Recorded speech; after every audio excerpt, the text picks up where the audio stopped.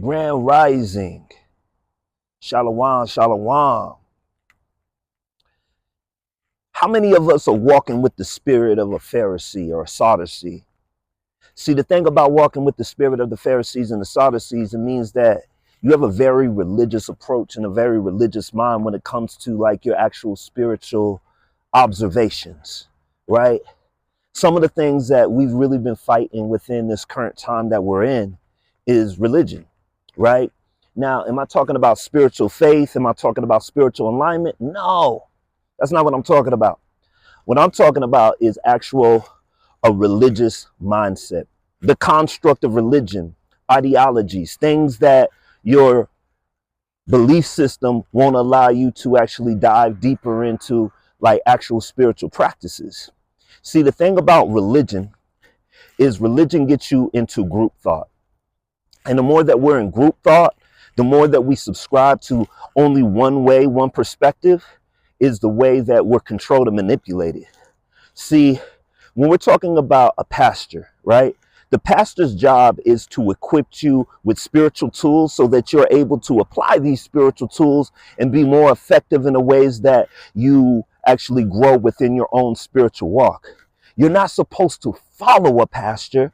Your pastor is like a coach. Your pastor is supposed to go ahead and equip you to be able to prepare you for your own spiritual journey. That's what good teachers do, right? A teacher isn't there to tell you how to be. A teacher is there to go ahead and give you direction. And a lot of the time, when we're talking about the actual coaches and teachers in our lives, if you think about the ones who are the best, right? Even when we're talking about Gus, Mike Tyson's coach, right? His trainer, right? He trained him and prepared him for when he left. That's what a good teacher does. When we're thinking about Yahshua, that's what Yahshua was doing when he was talking to his disciples. He was preparing them for when he left. So they had the equipment, they had the tools, they had the know-how to be able to actually be able to grow when he wasn't there. That's what a good teacher does. See, the thing about it is a lot of the time nowadays, we're not dealing with teachers. We're dealing with those who are cult leaders. And the thing about a cult leader is they want to indoctrinate you with their belief systems. And the problem is as individuals, we have to learn and grow, right? And the only way that we can learn and grow is to go through our own spiritual growth, our own spiritual journeys. We have to be the change we wish to see within ourselves. We have to do the work. That's what it takes. So when we subscribe to somebody who is our leader, our teacher, in those ways, what ends up happening is we become indoctrinated with their belief systems. We're not able to think for ourselves. See, the thing about spiritual growth is you have to go through the pain. You have to go through the journey in order to grow and become your greatest self. That's how spiritual practices work. That's how spiritual growth works, right? When we think about all of the great prophets, all of the great ones who went through their spiritual growth, whether we're talking about David, whether we're talking about Joseph, all of the Solomon, regardless of his mistakes, those mistakes were done because he was thinking as an individual. David had to go through the trials and the tribulations of what it was to find himself as a king. He didn't just become a king. He was hunted down by Saul. He had to go through the trials and the tribulations of losing his friend. All of those made him strong. He had to beat Goliath. He battled and fought lions and bears before he even fought Goliath. Those are the things that refine us to be our greatest versions. We have to go through the trial and the tribulations in order to spiritually grow and become our greatest reflection. That's how it works. So when we're talking about those who are in Torah versus the ways that religious constructs work, they want you to fall in line.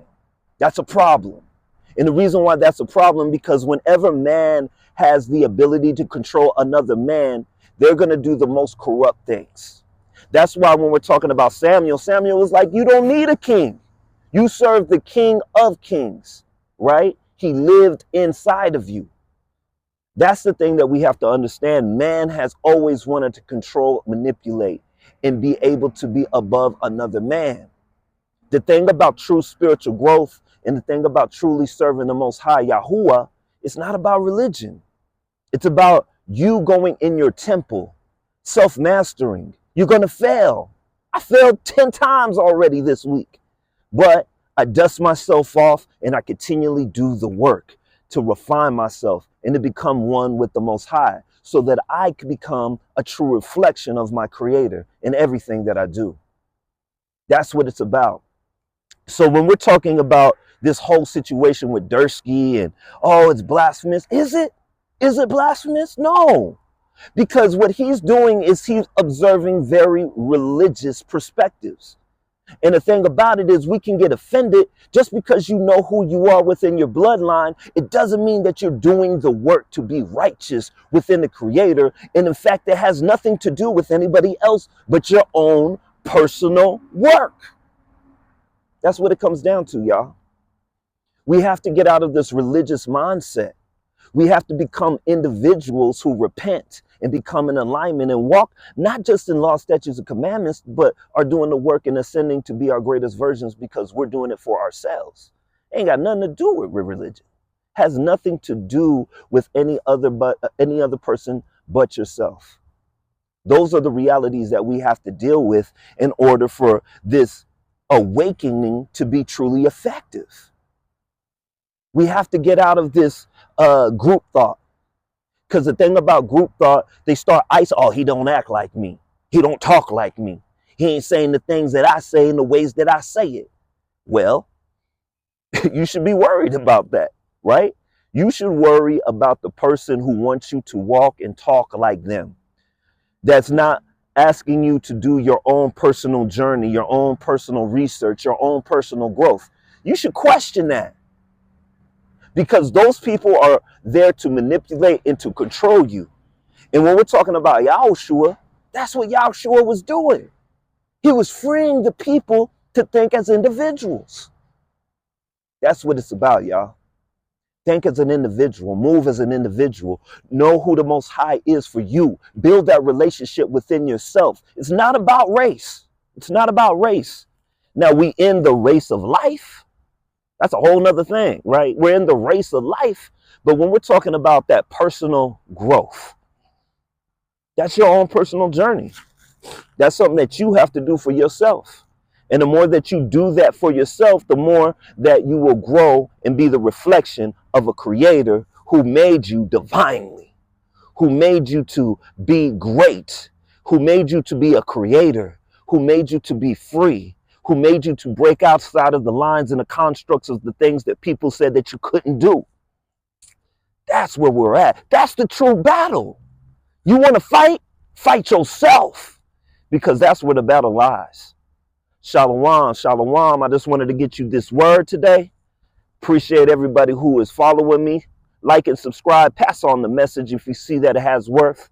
Shalom, shalom. Bless up, bless up. I'm out.